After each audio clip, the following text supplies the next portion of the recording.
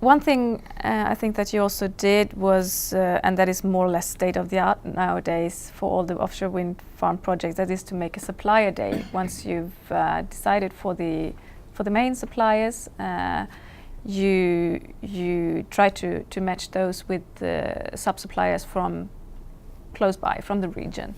You did that as well, didn't you? Yes. And what do you think is the core of such an event? What is the most important thing to reach with such a supplier day? Yeah, maybe I can elaborate a little bit how we organized that, because that was already something we needed help with. Because key of such an event that you only want to do once, obviously, is that you gather together every potential supporting company that you can find in the region or the larger area. So we had the honor to be under the patronage of the energy minister of Mecklenburg-West Pomerania at the time, and the whole event was organized in partnership with Invest in Mecklenburg-West Pomerania, which is the investment vehicle of the Ministry of Economy. But then we had also the Wind Energy Network, which is an offshore lobbying organization in Mecklenburg-West Pomerania. And they basically attracted then the people to come. And also they helped us developing lists of invitations so that we really could gather all the potential partners. And we in the end had 160 companies joining us. And then we made all of our main suppliers presenting their scope and also what is still open to be sourced, right? And that created a kind of a very positive flavor, and also overcame this potential barrier between a large organization with on a global scale and, let's say, a small company with maybe only 10 employees. Because usually those small companies would even not enter into this procurement process of the large company, because I think the terms and conditions is already 200-300 pages, right? Sometimes also only available in English, so there's also maybe even a language barrier. And we somehow managed through the supplier day to overcome this hurdle a little bit by creating the direct contact, but also by facilitating a little bit that there is possibilities to defer from those terms and conditions and very high hurdles in terms of warranty or guarantees that usually those big organizations would request from every kind of supplier. So we helped moderating that a little bit and bring those two ends together. But someone needs to bear the risk. So were your suppliers all of a sudden ready to bear a higher share? I said, well, number one, it's a very theoretical risk, yeah, that most of the time we are talking about. And number two, there's always some room to maneuver based on individual circumstances and remit to decide.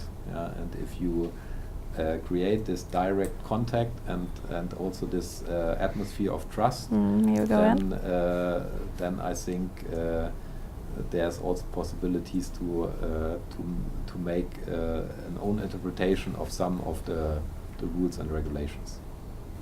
Sounds good.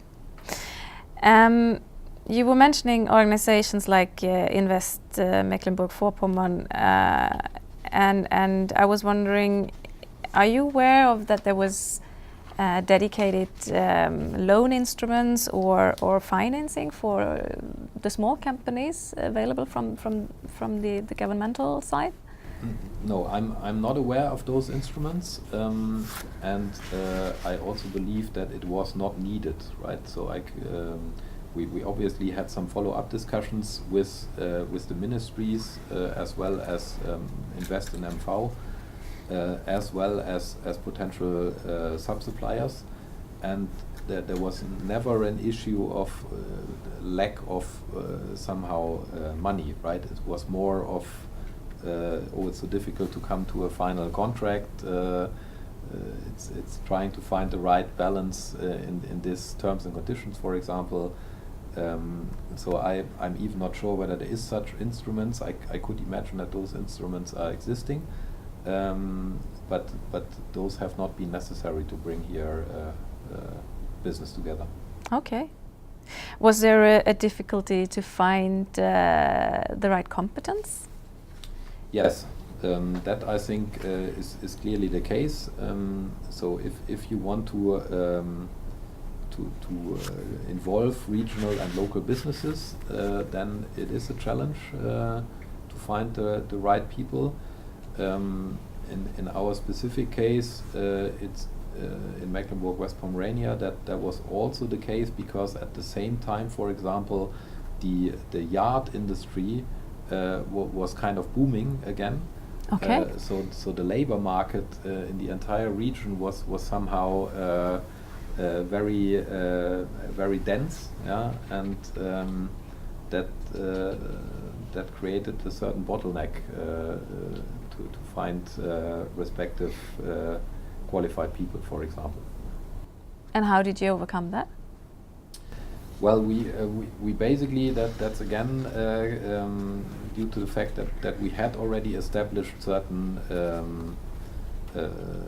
contacts, that those regional contacts then still managed to find sufficient number of people with the right qualification, and obviously you can also still provide certain extra bonuses, for example, to make sure that you get the people then in time. Mm. Do you have a clue? Have you made an analysis how many workplaces you've created in this project? Well, I think you probably need to divide that into several categories. Number one, we have helped to maintain jobs that are already existing with our suppliers, and there is one prominent example. The respective foundations of the turbines have been produced in Rostock, which is quite close to the island of Rügen.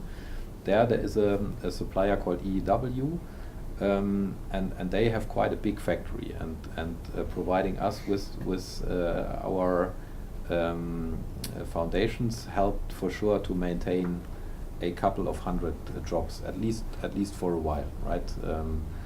Then we have jobs that have been created in the vicinity of the harbor during construction, and some of those jobs have even been maintained throughout construction into operation. And then we created ourselves, for the operations phase of 25 years, 50 highly qualified and quite good paid jobs in an area that is mainly focusing on tourists, right, where you have this very seasonal kind of influence. And here this is permanent jobs, 50 direct jobs with E.ON, and around 100 indirect jobs of support functions, which is also obviously quite a high number for a city of Sassnitz that has roughly 10,000 inhabitants. Mm. And I mean, we even have here somebody who's based in Lund, and who's also sitting in the audience here, who's working for the project since 2015, is frequently traveling to Germany, and I think that also probably is then another maybe specific example of creating a permanent job position even in Sweden to help creating offshore wind in Germany. Very good. Now you just made a hell of a lot of friends here in Lund, of course. Hopefully some more.